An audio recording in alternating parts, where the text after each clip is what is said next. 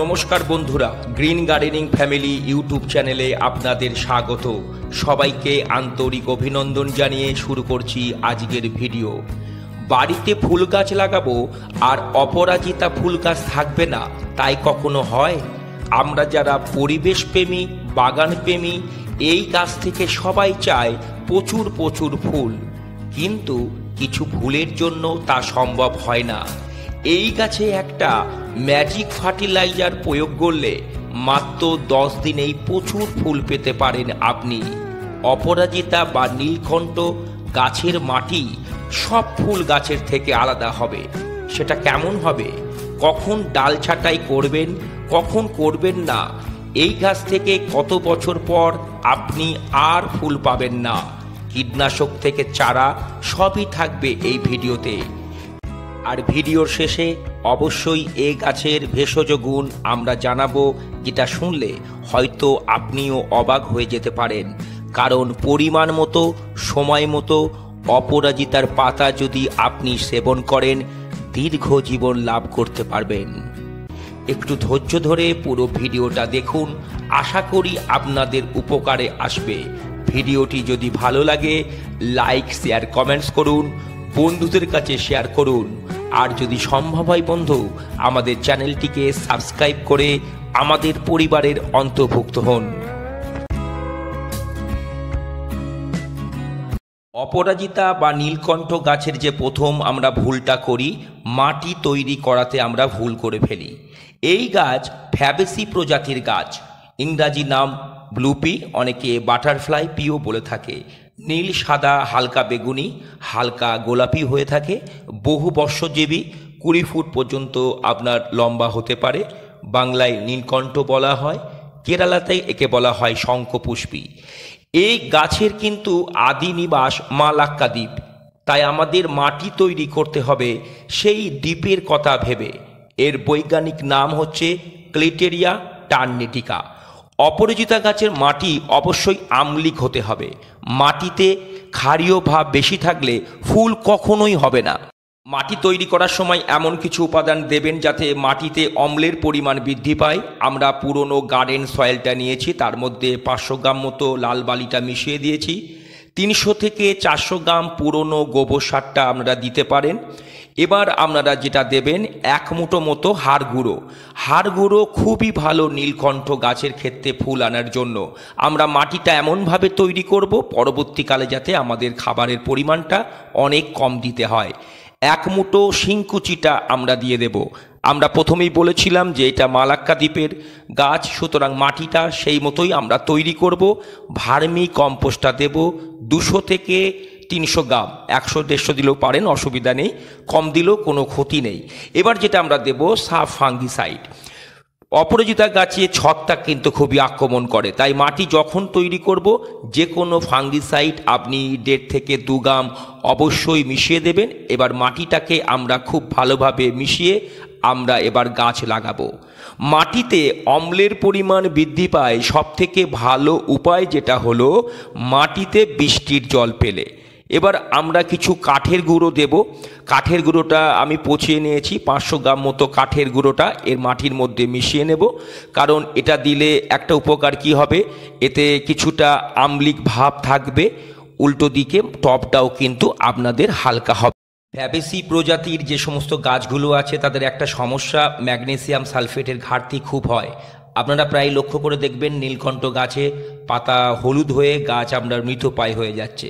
তাই যখনই মাটি তৈরি করবেন অবশ্যই মাটির মধ্যে আপনি 2 থেকে 3 গ্রাম ম্যাগনেসিয়াম সালফেটটা দেবেন। পরবর্তীকালে মাসে একবার 1 লিটার জলে 2 গ্রাম ম্যাগনেসিয়াম সালফেট মিশিয়ে দেবেন, তাহলে এই সমস্যা আপনাদের হবে না, গাছ খুবই ভালো থাকবে।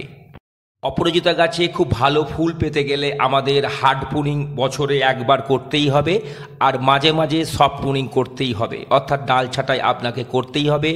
সেটা করার আগে আপনি কাঁচিটাকে ডেটল হোক, হাইড্রোজেন পারঅক্সাইড দিয়ে একটু ভালো করে পরিষ্কার করে নেবেন, না হলে কিন্তু আপনার গাছ মৃতপ্রায় হয়ে যেতে পারে, বিভিন্ন ছত্রাকে আক্রান্ত হয়ে যেতে পারে গাছ। পুরনো গাছের যে বীজগুলো হবে সেই বীজগুলোকে আপনি সর্বপ্রথম কেটে ফেলবেন। পুরনো ডালগুলোকেও আমাদের হার্ড প্রুনিং অবশ্যই করতে হবে। তবে এই বীজগুলো ফেলবেন না, কোনো স্যাঁতসেঁতে জায়গায় আপনি লাগিয়ে দেবেন। কিছুদিনের মধ্যে আপনার গাছ হয়ে যাবে। যে কোনো অপরাজিতা গাছ থেকে আপনি 5 থেকে 7 বছর ভালো ফুল পাবেন, তারপর কিন্তু আর পাবেন না। তখন আপনাকে নতুন গাছ লাগিয়ে ফেলাই ভালো, যদিও এরা বহু বর্ষজীবী গাছ। অপরাজিতা গাছে কম বেশি সারা বছর আমরা ফুল হয়, তবে মার্চ থেকে অক্টোবর মাস পর্যন্ত বেশি ফুল হয়। নভেম্বর থেকে ফেব্রুয়ারি মাস এরা কিছুটা হলেও শীত ঘুমে চলে যায়। বেশি ফুল পেতে গেলে আপনাকে একটু বড় টব নির্বাচন করতে হবে, অবশ্যই 10 থেকে 12 ইঞ্চি। বর্ষাকালে বৃষ্টি থেকে একটু গাছকে আপনাকে দূরে রাখতে হবে। গোড়ায় জল জমে গেলে গাছ মারা যেতে পারে, তাই বেশি জল দেবেন না। জলের পরিমাণ সবসময় নিয়ন্ত্রণে রাখবেন। 50 ডিগ্রি তাপমাত্রাও বেঁচে থাকতে পারে এই গাছ, তার ওপর তাপমাত্রা এরা সহ্য করতে পারে না। ঝলমলে আবহাওয়া যদি হয় 22 থেকে 34 ডিগ্রি তাপমাত্রায় এই সমস্ত গাছে ফুল হয়। বিভিন্ন পাতা ছিদ্রকারী পোকা, শুয়োপোকা, মাকড়সা, ঘাসফড়িং এই গাছের খুব ক্ষতি করে দিতে পারে, তাই আমাদের ব্যবস্থা অবশ্যই নিতে হবে। 1 লিটার জলে 5 ml নিম অয়েলটা আপনারা 10 দিন অন্তর অন্তর গাছে প্রয়োগ করতে পারেন, খুবই উপকার পাবেন। এর সাথে কাকাটাও ব্যবহার করতে পারেন। তবু যদি আপনাদের এই সমস্যা থেকে মুক্তি না পান, তাহলে একতারাটা আপনারা মাসে 2 বার প্রয়োগ করুন। তাহলে দেখবেন আপনাদের কোনো রকম ক্ষতিকর কীটপতঙ্গ গাছকে ক্ষতি করতে পারছে না। পুরনো শুকনো গোবর এরকম আমরা জলে বহুদিন ধরে ভিজিয়ে রেখেছিলাম। জলের মধ্যে অনেক দিন থাকার ফলে সমস্ত উপাদানগুলো জলের সাথে মিশে গেছে। এর থেকে আমরা 250 ml লিকুইড গোবর সারটা সর্বপ্রথম আমরা নিয়ে নেব। একটা মগের মধ্যে আমরা এটাকে ঢেলে নেব। এবার আমরা কি করব, এর মধ্যে একটু জল অ্যাড করে দেব। বৃষ্টির জল হলে খুব ভালো, তবু বৃষ্টির দেখা নেই। আমরা একটু বৃষ্টি মাঝে হয়েছিল, সংরক্ষণ করে রেখেছিলাম। বৃষ্টির জল দিলে খুবই ভালো হবে, মাটিটা আম্লিক হয়ে যাবে।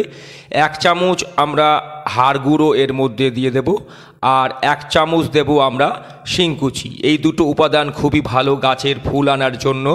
এবার যেটা আমরা দেব, আমরা 1/2 চামচ MOP মিউরেট অফ পটাশ, অর্থাৎ লাল পটাশটা আমরা মিশিয়ে দেব। খুব ভালোভাবে আমরা এটাকে নেড়ে কয়েক ঘন্টা রেখে দেব।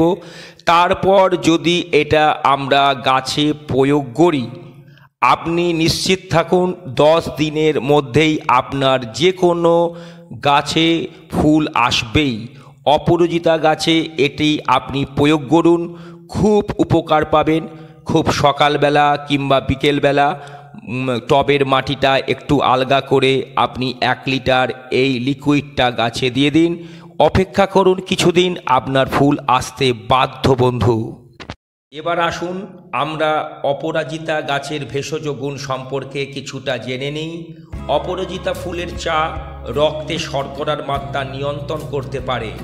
এটি ডায়াবেটিস নিয়ন্ত্রণে কার্যকরী ভূমিকা পালন করে। অপরাজিতা ফুলের চায়ের রং নীল হয়। এই চাকে অনেক জায়গায় মটর ফুলের চা নামেও ডাকা হয়। এই চা যদি আপনি নিয়মিত সেবন করেন, কোষ্ঠকাঠিন্য আপনার হবে না, আপনি 100% নিশ্চিত থাকুন। এটি স্বাস্থ্যকর পরিপাকতন্ত্র গঠনে আপনাকে সাহায্য করবে। যাদের হজম হয় না, খাবার খেয়ে হজমে সাহায্য করতে এর জুড়ি মেলা ভার। যাদের শরীরে জ্বালা করে, হাত পা জ্বালা করে, এর পাতা খেতে পারেন। শরীরের ওজন নিয়ন্ত্রণ করতে এই গাছ সিদ্ধহস্ত। আপনি খান, পরিমাণ মতন খান, সময় মতো খান, আয়ুর্বেদ বিশেষজ্ঞের মত নিয়ে তবেই খান। আসুন বন্ধু, আমরা সুস্থ থাকি, আমাদের গাছগুলোকে সুস্থ করে তুলি। ভালো থাকবেন, দেখা হবে খুবই শীঘ্রই পরের ভিডিওতে। ভিডিওটি ভালো লাগলে লাইক, শেয়ার, কমেন্টস করুন, বন্ধুদের কাছে শেয়ার করুন।